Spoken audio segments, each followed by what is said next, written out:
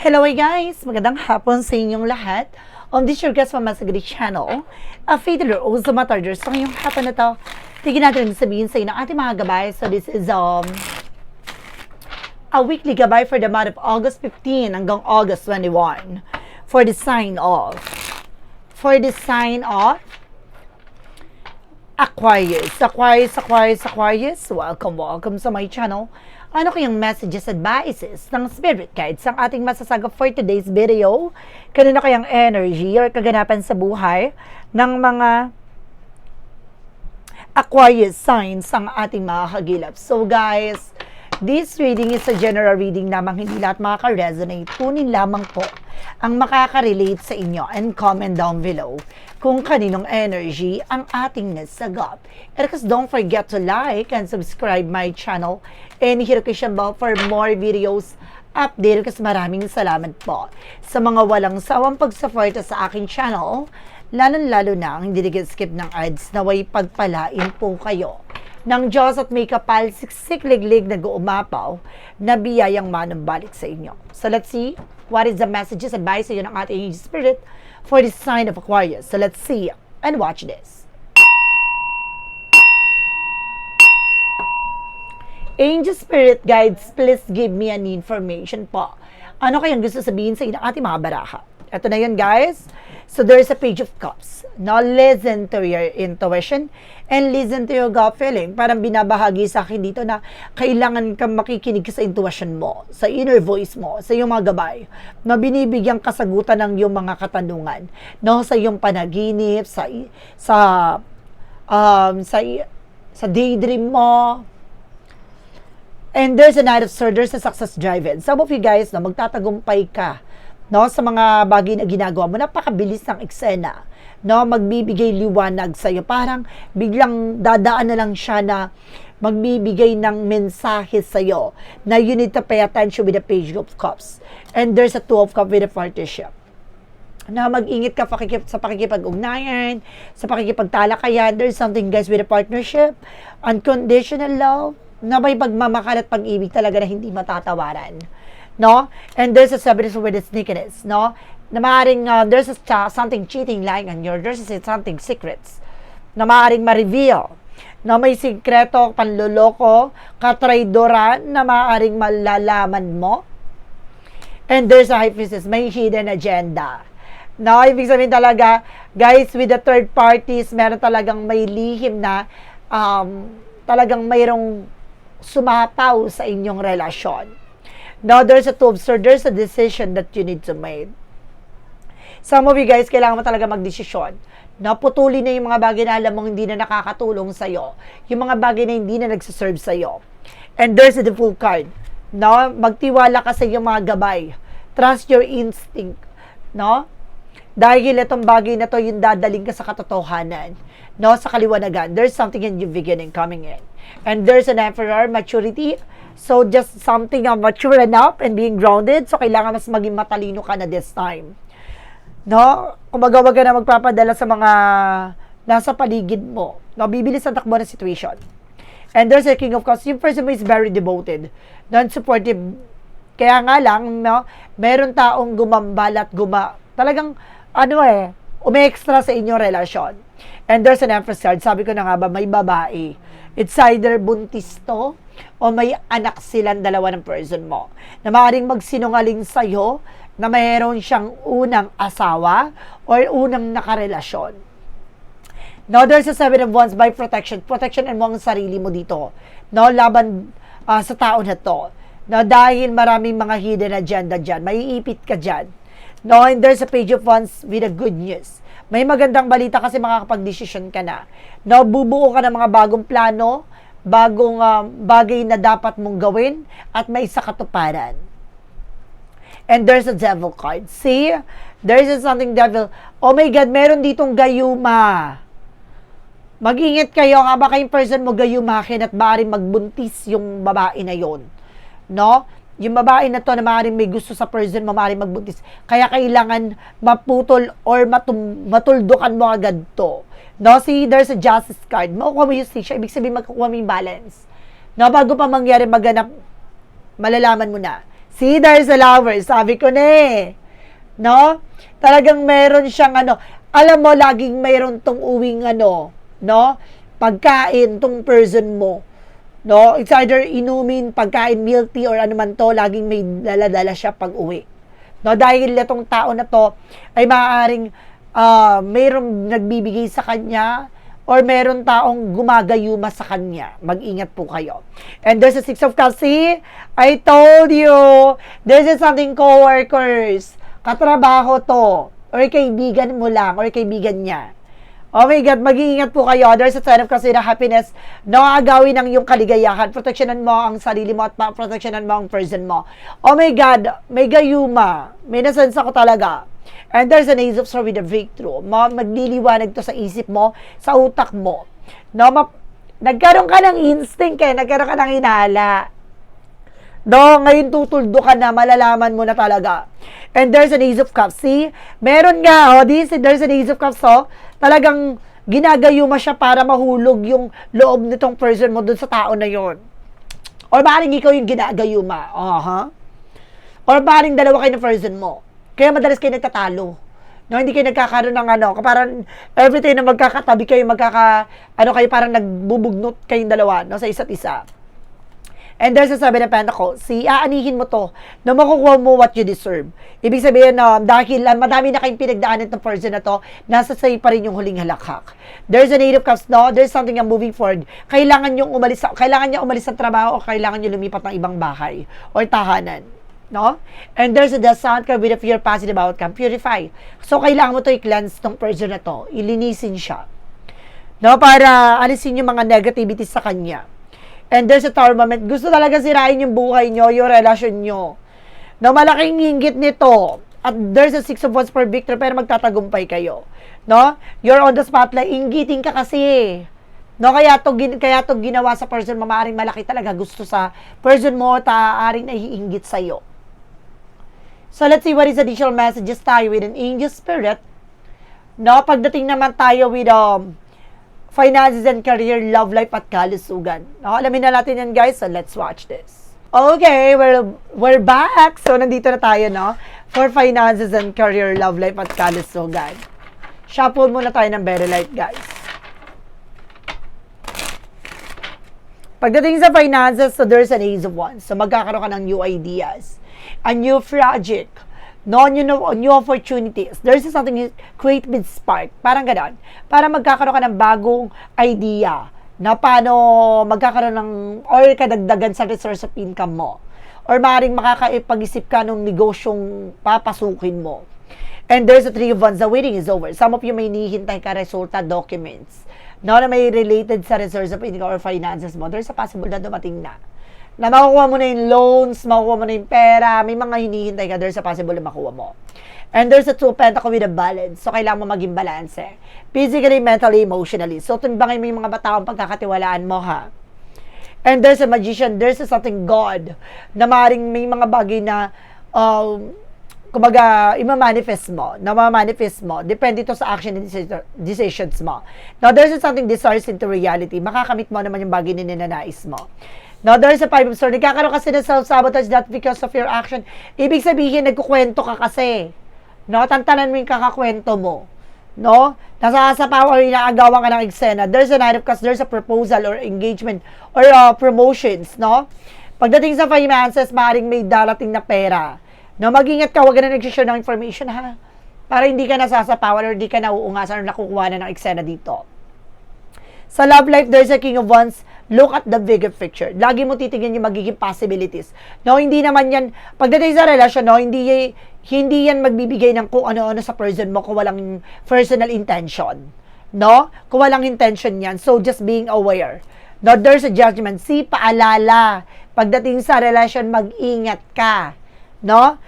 There's a strength. Lakasan man loob mo, lakasan man pakiramdam mo, huwag kang magtanga-tangahan. No? And there's a Four of Wands by celebration. Some of you magkakaroon ng higher level of commitment or ikakasal na kayo or maaaring engaged na kayo. There's a twin flame energy with a soulmate connection. Maaaring soulmate kayo na person mo. And there's a Six of Pentacles with a balance. So, balance naman daw kayo na person mo. There's a give and take. That's good. Now, there's a discipline and respect to each and every one. That's good, guys. And there's an Queen of Pentacles, maging secure at practical ka sa kung ano man yung bagay na meron ka. No, alagaan mo, proteksyonan mo ang bagay na meron ka, relasyon to. No, pagdating sa kalusugan, there's a Knight of Wands, konting tiyaga. So, kailangan mo rin ng pahinga, ha? Huwag masyadong over-fatigue. And there's the King of Swords, stop the pattern. Putulin mo yung mga bagay na nakakasama sa iyong kalusugan. No, yung pag-iisip ng kung ano-ano, there's a Six of Swords with the transition. Kailangan nyo talaga lumipat, there's a relocation ako na si sense. No, lumipat kayo ng tahanan ng bahay, ng lugar o trabaho. No, there's a Ten of Wands, may nagbibigay pabigat sa inyong relasyon, sa inyong pagsasama. No? And there's a Three of Pentacles, especially sa trabaho, talaga siya. No, there's a Eight of Swords, napaka-toxic at napaka-negative. So, maging aware tayo dito, guys, ha? May nagbibigay karamdaman sa inyo, may gumugulo sa inyong relasyon, sa inyong pagsasama pagdating dyan sa trabaho, no? Or dyan sa paligid mo. Mag-ingat po tayo, guys. So, let's see what is the magical fair messages, advices. And of course, pick a card, yes or no. So, kung bago ka sa channel ko, guys, ang pick a card, yes or no, pwede ka magtanong. Isa lang ang magiging sagot dyan within 1, 2, or 3. Then of course, guys, kapag nakapag-isip ka na ng tanong, isa lang ang pipiliin mo magiging sagot dyan. Please comment down below kung anong number na pili mo, ha. Guys, 1, 2, 3 lang, hanggang 3 lang. Naloloka ako sa inyo. Kasi meron nagbe-message na 5, 10, 8, pasabog, diba? So, 1, 2, 3 lang. Pipili kayo ng isa dyan. Malalaman mo ang sagot sa dulo ng reading na to. So, let's see, guys. So, what is the magical fairy messages, advices? So, let's watch this. Okay, guys. So, let's see what is the magical fairy messages. With the magical fairy messages, advices. And your wishes granted. So, some of you guys, na matutupad yung mga pangarap mo dito. No, naman yung bagay na hinihiling mo, may sa katuparan mo na. And there's a practice. Enhance your ability and polish your skills. No, kailangan mo palawigin, payabungin yung iyong kakayanan at kaalaman. No? Hindi ka dapat magsawang matuto. And ask for what you want. No, humingi ka ng gabay sa ating Panginoon na naman yung bagay na gusto mo at kailangan mo. Diba? Sa buhay mo. Huwag ka mahihiya, huwag ka matakot lumapit. No, naririnig ka ng ating gabay. What is the Yin and Yang Oracle card? And there's an assistant guidance, spirit guide. So, see, I told you, may gabay ka nga. Na naggumagabay sa iyo. There's a thoughts. No, maaaring pumapasok to sa isipan mo. No, may mga negativities dito na maggugulo sa isipan mo, kailangan mag-pay attention. Babala, paalala yun. Ibig sabihin kaya siya nagsisingin sa yun, there's a negativities. So, let's see, guys. And there's a masculine. Now, your person is very masculine or either you are also masculine. Maring Aquarius ka na lalaki. No, maring yung person is lalaki. What is asynchronicities? So, there's a rest. Now, kailangan mo rin na magpahinga, ha? Nag-overfatigue ka talaga. And there's a, see, told you na to? Protecting love. See, doon pala sa unang chapter, ano kailangan mo proteksyonan? Pag-ibig, relasyon, pamilya. No? Now, there's a love. There's a mother. Maaring nanay ka. Alam mo, mayroon ditong buntis. Maaring buntis ka. No?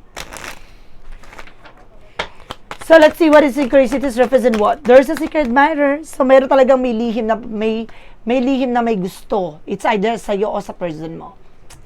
There's a signing for love. Talagang mayroong pag-iibig at pagmamahal dito. May senyales na no matter what happens sa inyong dalawa sa relasyon nyo, ang pag-ibig talaga ang mananaig.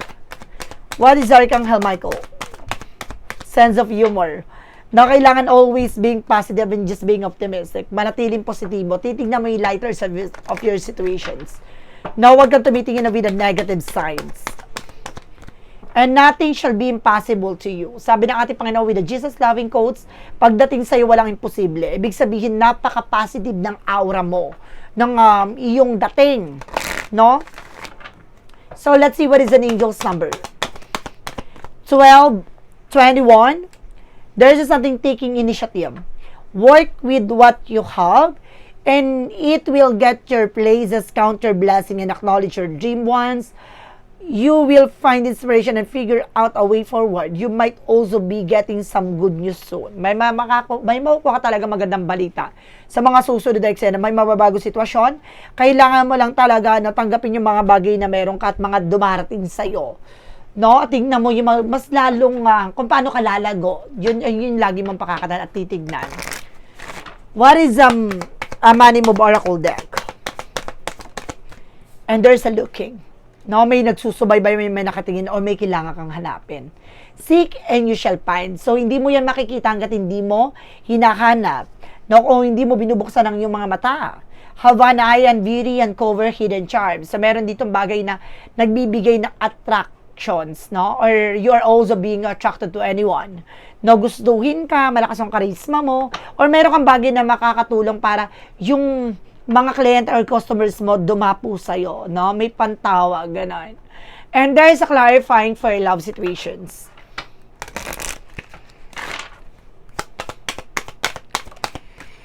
And there is a mass realities beyond posing facades and a cover up, there to unveil truth hidden beneath. So see, unti-unti nang malalantad yung mga taong hindi totoo sa paligid mo, even sa relasyon. No, malalaman at malalantad ang kanilang sikretong intensyon sa'yo o sa person mo. There's a shadow work. No, mayroon ba, kumbaga, bago pa nila gawin yung ngayong linggong to, malalaman mo na. No, itong linggo ng revelasyon. Ganun siya, guys. And of course, there's something, guys, with the authentic self. Uniqueness, individuality. See, you have your own signature, your own uniqueness. Be yourself, everyone else is already taken. So see, lahat ng bagay may kanya-kanya personality, kanya-kanya katangian, pero kakaiba ka sa lahat. No? Pasabog. There's a clarifying for a life situation. For clarifying for a life situation, represent, guys, with the trust yourself. Let your intuition be the compass that lead you through murky waters. See? Magtiwala ka sa sarili mo. No, hayaan mong yung intuition. Tulad na sinasabi ko, di ba? Listen to your instinct, no? Dahil yung mga bagay pangitain, mga pinapakita sa'yo, nararamdaman mo, hindi yan baliwala at hindi yan para sa wala lang kung walang ibig sabihin yan. So, ibig sabihin, kaya pinababatid, kaya hinakatid sa yung mensahe na yan, kasi may mga bagay na ayaw ng ating Panginoon na mapunta ka sa part na yon. Kung pakikinggan mo siya, mauunawaan mo. No? And there is a what lies beneath the hidden future. Senyales na para mailayo ka sa hindi magandang pangyayari, no? And there's a bank failure. See? So some of you, mag-ingat po kayo, baka magkaroon ng bankruptcy dito. So maging aware tayo sa mga pagkakatiwalaan natin or gagawin natin. No, meron ako nasisensa, may ispal ko, parang gano'n. Parang malulustay yung pinaghirapan dahil dito sa magulong utak ng person mo. Mag-ingat po tayo, ha. There is a part of the light.